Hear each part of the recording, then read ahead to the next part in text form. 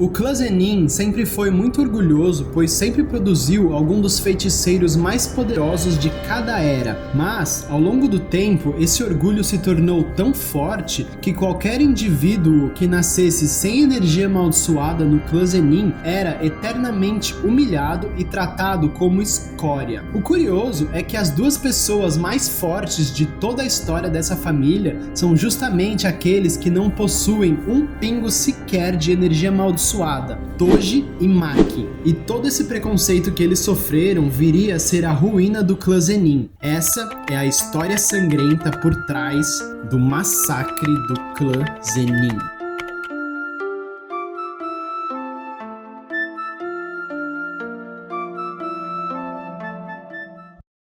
Logo após o jogo do abate começar, Maki se dispõe a ir até o depósito do clã Zenin para pegar todas as armas amaldiçoadas que lá estavam para ajudar na batalha. Agora que Megumi era o líder do clã, ela tinha passe livre para isso. Ao chegar lá, ela é humilhada por Naoya Zenin como de costume. Ele critica sua aparência, que segundo ele era a única coisa que prestava nela, e agora Maki estava com queimaduras por todo o corpo, tendo se tornado um lixo completo. Ela, como sempre, o ignora e continua em direção ao armazém. No meio do caminho, Maki encontra sua mãe, que pede para ela parar com aquilo. Sem resposta de sua filha, ela então grita para Maki parar de trazer desgraça ao seu clã e pede para uma vez na vida ela dar orgulho aos seus pais. Acostumada com a humilhação, Maki a ignora e continua andando. Maki chega ao armazém e se depara com seu pai a esperando para uma armadilha. Ele havia escondido as armas amaldiçoadas em outro lugar, capturado Mai, a irmã gêmea de Maki, e diz que vai executar as duas pelo crime de tentarem libertar Satoru Gojo. Ougi Zenin então ativa sua técnica amaldiçoada, se prepara para sacar a espada e pergunta à filha: "Você sabe por que meu irmão mais velho foi escolhido como líder ao invés de mim?" Maki responde: "É porque você é um lixo que não liga de matar as próprias filhas, não é?" Ougi cai na provocação e saca sua espada. Maki defende o golpe e responde rapidamente com um corte poderoso que corta a espada de seu pai ao meio. Ela rapidamente se move para as costas de Ougi e ataca com a espada pelo lado. Porém, seu pai rapidamente responde,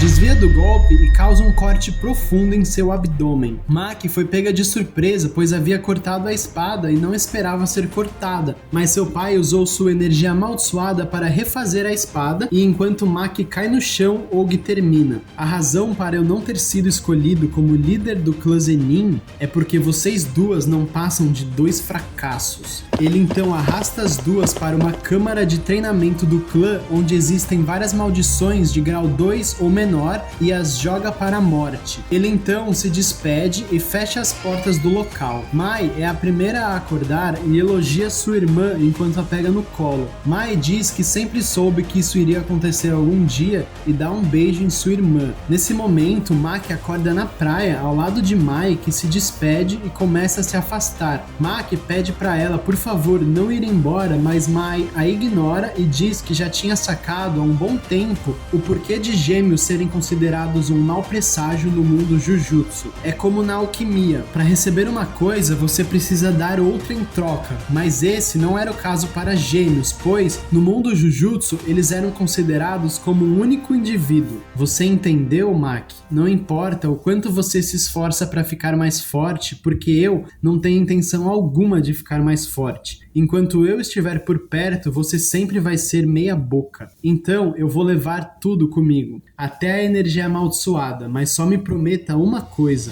por favor, destrua tudo, mas tudo mesmo, irmãzona. Maki então acorda ao lado do corpo de sua irmã já sem vida. Ela chora e grita para sua irmã acordar, mas é tarde demais e os monstros estão a cercando. Nesse momento, Ougi Zenin escuta um estrondo vindo da sala de treinamento e volta para ver o que era. Ele chega e percebe que todas as maldições foram aniquiladas. Nesse momento, seu corpo involuntariamente começa a tremer e ele se lembra de um medo que desejava nunca mais sentir em sua vida. Maki estava emanando a mesma sensação de perigo que Toji Fushiguro. O velho entra em desespero, ativa sua técnica amaldiçoada e grita que vai novamente queimá-la por inteiro. Em um feito incrível de velocidade, Maki passa por ele e decepa metade da sua cabeça. Ela olha para sua espada e diz: "Vamos começar, Mai." O alarme toca e Hanta chega para avisar Naoya e Jinichi que Maki enlouqueceu. Ela matou seu pai e está enfrentando o esquadrão do clã nesse momento. O esquadrão Kukuru é o primeiro a chegar. Eles são um esquadrão sem feiticeiros, focados apenas em artes marciais. Maki já fez parte deles antes de ir para a escola Jujutsu. Eles a cercam e a única coisa que passa na cabeça de Maki são as últimas palavras de sua irmã: "Destrua tudo." Um homem a ataca e ela violentamente decepa os seus braços, usa as costas do homem de apoio e corta a cabeça de outro ao meio. Se vira e arranca a cabeça de outro homem que nem percebe como morreu. Então ela acerta mais duas pessoas, uma na cabeça e outra nas costas. Ela se vira novamente e com um corte vindo de cima, corta ao meio a cabeça de mais uma pessoa. Ela pula e com um chute poderoso quebra o pescoço de um homem e o usa de apoio para se pendurar e cortar mais um. E logo ela elimina todo o esquadrão. Sem demora, um homem chamado Shujuro aparece e controla a terra para criar duas mãos e esmagar Maki.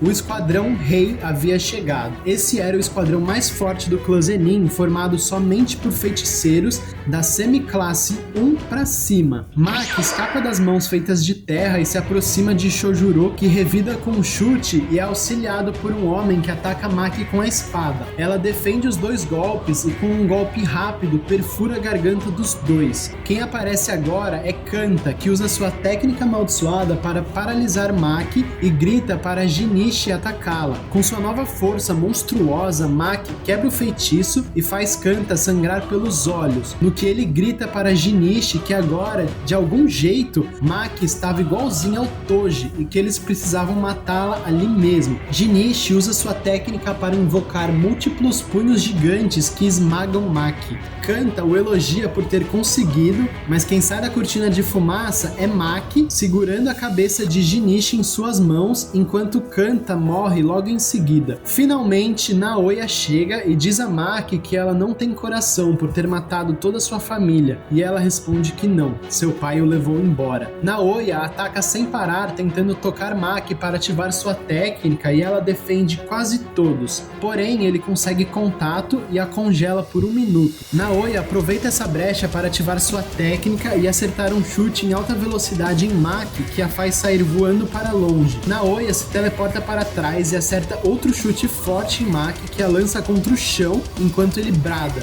"Você não é o Toji." Maki se levanta e toma distância, mas Naoya a persegue. Agarra sua perna e a usa para bater com Maki nos escombros do lugar e depois, novamente, a acerta, mas dessa vez na cabeça. Pela primeira vez, Maki apresenta ter tomado dano e pensa que realmente aquilo ali não estava indo bem. Ela precisava de um jeito de lidar com a técnica de Naoya. Ela então assume uma posição nova e diz para Naoya enfrentá-la de frente, pedindo um abraço. Ele aceita a provocação e avança, se teleportando para as costas de Maki, que estava esperando justamente por isso. Ela havia sacado como a técnica dele funcionava. Ele era absurdamente rápido, mas tinha uma fraqueza. Naoya tinha que definir exatamente como seriam os seus movimentos antes de se teleportar e não podia mudar a trajetória no meio do caminho. Maki o provocou e adivinhou que ele iria atacá-la por trás, pois ele era um covarde. E assim ela consegue acertar um único soco que amassa a cara de Naoya e decide a batalha. Agora só faltava uma pessoa. Maki, enfim, vai atrás de sua mãe, aquela que deveria ser seu porto seguro, mas só a humilhara por toda a sua vida. O golpe acontece em off-screen, mas logo em seguida a mãe de Maki aparece com a garganta perfurada e à beira da morte encontra Naoya, que havia sobrevivido e estava rastejando como verme que era. Então ela o esfaqueia e os dois morrem ali mesmo. Ao sair, Maki encontra sua amiga e lhe entrega o corpo de Mai para que ela tenha um enterro digno, pois agora ela precisava ir para o jogo do abate. No dia seguinte, os corpos de todos os lutadores do clã Zenin foram encontrados, porém, nenhum nenhum traço de energia amaldiçoada foi encontrada no local, dificultando a identificação do culpado. O clã Gojo e o clã Kamo pediram ao alto escalão Jujutsu que o clã Zenin fosse retirado como uma das 3 grandes famílias Jujutsu. Esse incidente ficou conhecido como o Massacre do clã Zenin.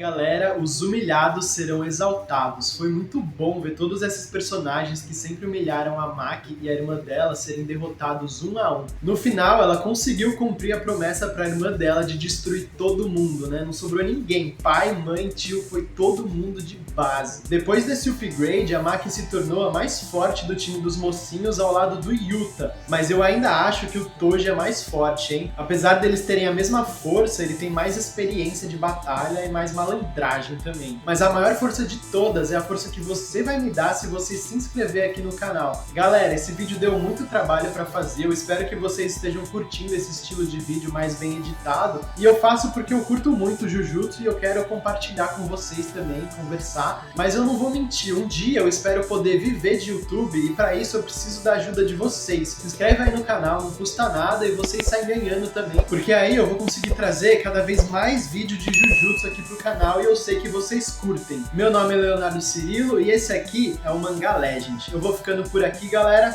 Tchau!